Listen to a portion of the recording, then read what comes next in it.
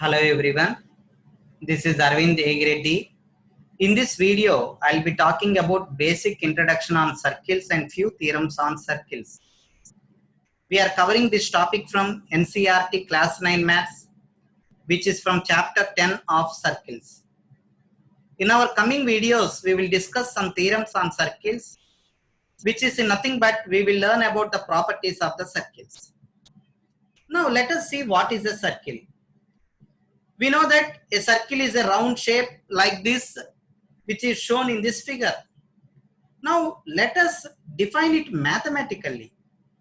A circle is a collection of all points in a plane which are at a fixed distance from a fixed point, that is center in the plane, is called as circle. So this fixed point is called the center of the circle and the fixed distance is called the radius of the circle. Now we know that a circle divides the plane on which it lies into three parts. They are inside the circle, which is called the interior of the circle itself, and outside the circle, which is also called the exterior of the circle. So this is like shown in this figure. So this circle and its center make up the circle region. Now let us see what is radius. So the distance between the center of the circle and any point on its edge is called the radius. Here we need to note that the line segment joining the center and any point on the circle is also called the radius of the circle. That is, radius is used in two senses, in the sense of line segment and also in the sense of its length. Now let us see what is tangent and secant. So here a line that touches the circle at exactly one point is called as its tangent, and the line that cuts the circle at 2 points is called as an secant. So in this particular figure, PQ is the tangent and AB is the secant. Now let us see what is a chord. If you take 2 points P and Q like shown in this figure on a circle, then the line segment PQ is called the chord of the circle. That is, the line segment within the circle joining any 2 points on the circle is called as the chord. And the chord which passes through the center of the circle is called as the diameter of the circle. So note that the diameter is the longest chord and all diameters have same length, which is equal to twice the radius. So here in this figure, AOB is the diameter of the circle and PQ is the chord of the circle. Now coming to the arc, the portion of a circle between 2 points is called as an arc. That is, a piece of circle between 2 points is called an arc. Look at the pieces of the circle between the 2 points P and Q in this figure. We find there are two pieces, one is longer one and the other one is shorter.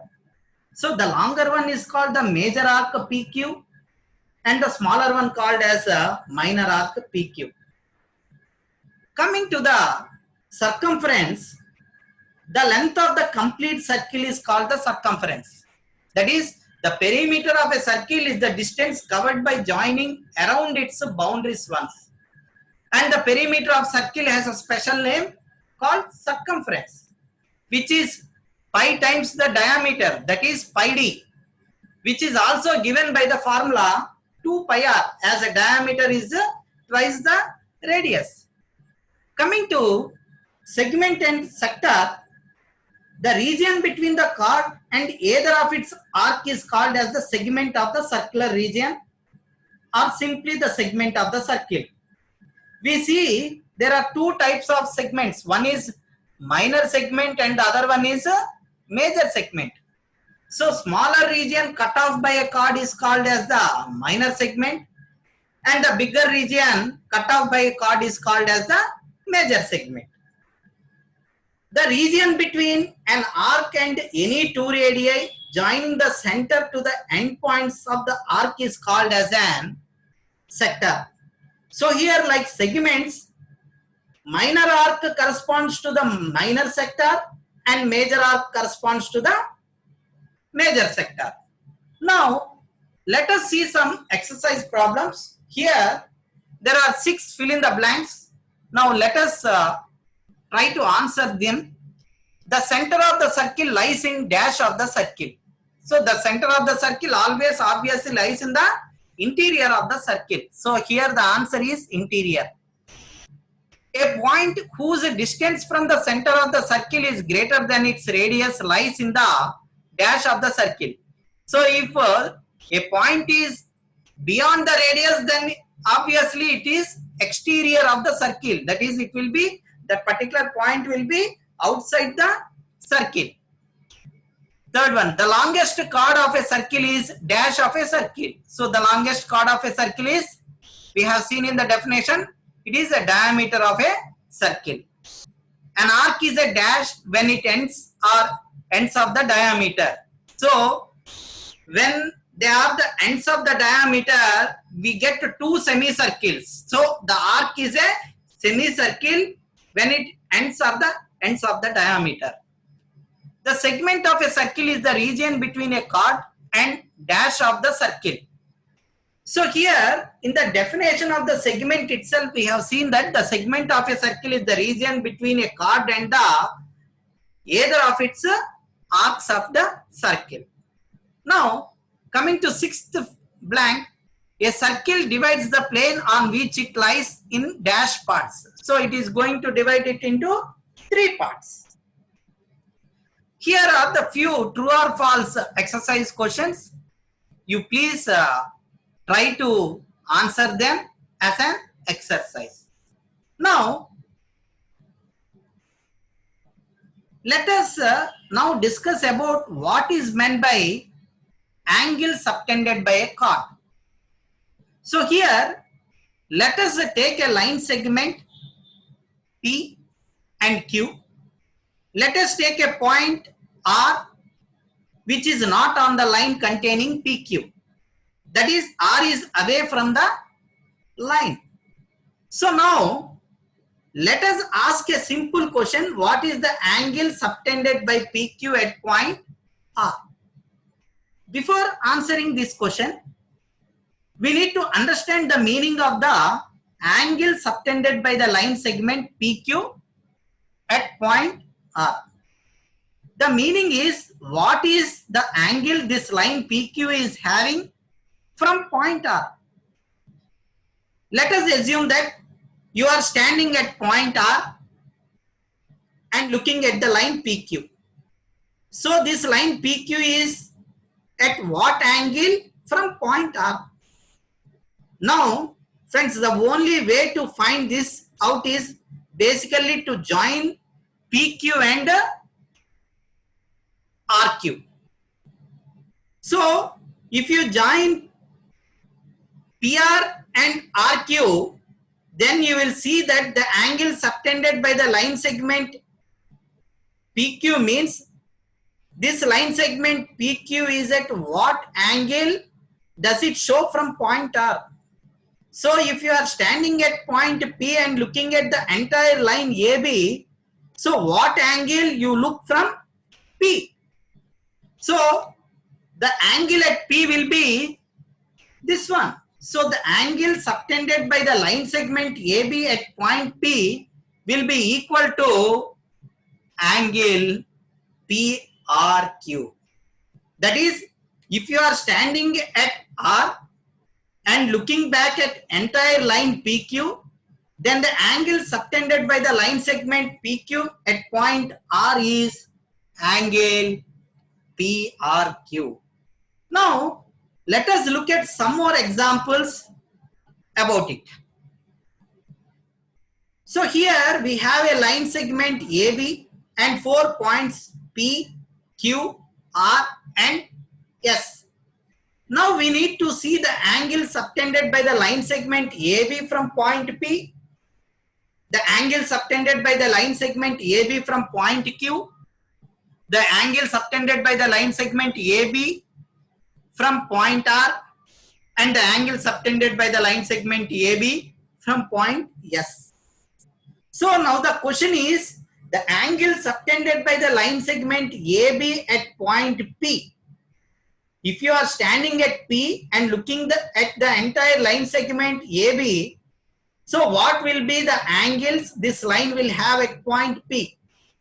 Friends, the way how we do this is we need to join AP and PB.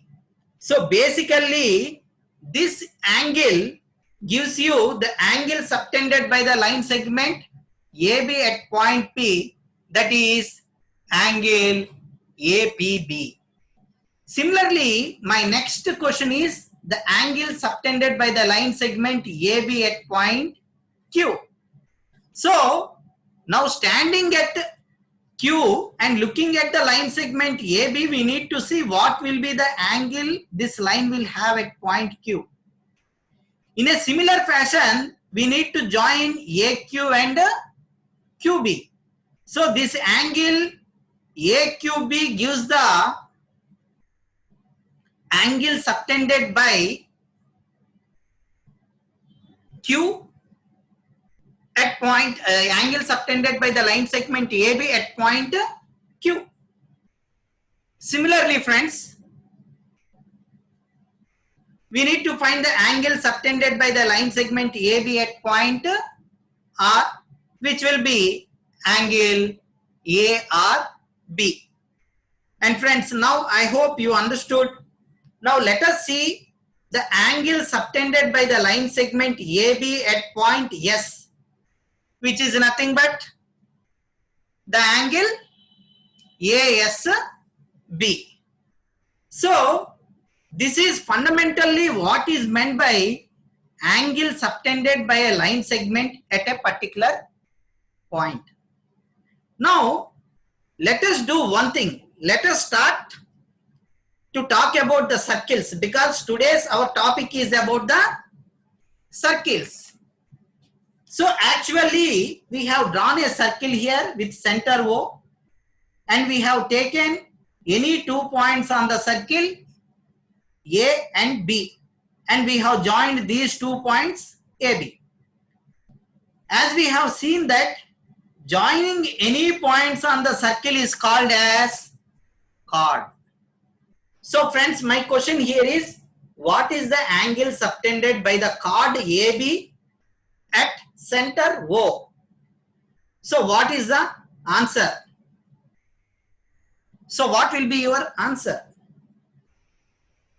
So the angle subtended by the chord at center O will be nothing but you need to join AO and OB. What the angle we get here, friends, that angle is called the angle subtended by the chord AB at center O. So here the angle subtended by the chord AB at center O is called angle AOB. Now let us do one thing. The same circle with chord AB, center O, and angle subtended at the center O.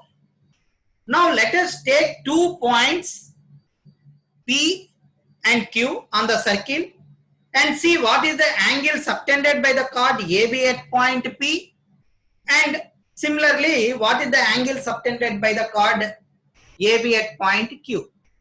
So friends, this angle basically gives you the angle subtended by the chord AB at point P. Similarly, friends, this will give you the angle subtended by the chord AB at point Q. So in the first case it is angle APB, and in the second case it is angle AQB. So dear friends, I know that this topic is a little bit difficult, but I hope this video has given you a clear-cut understanding about what is angle subtended by the chord at a point on a circle. Thank you all for watching this video till the end. If you like my videos, please don't forget to subscribe to my channel and press the bell icon for the latest notifications. Thank you all.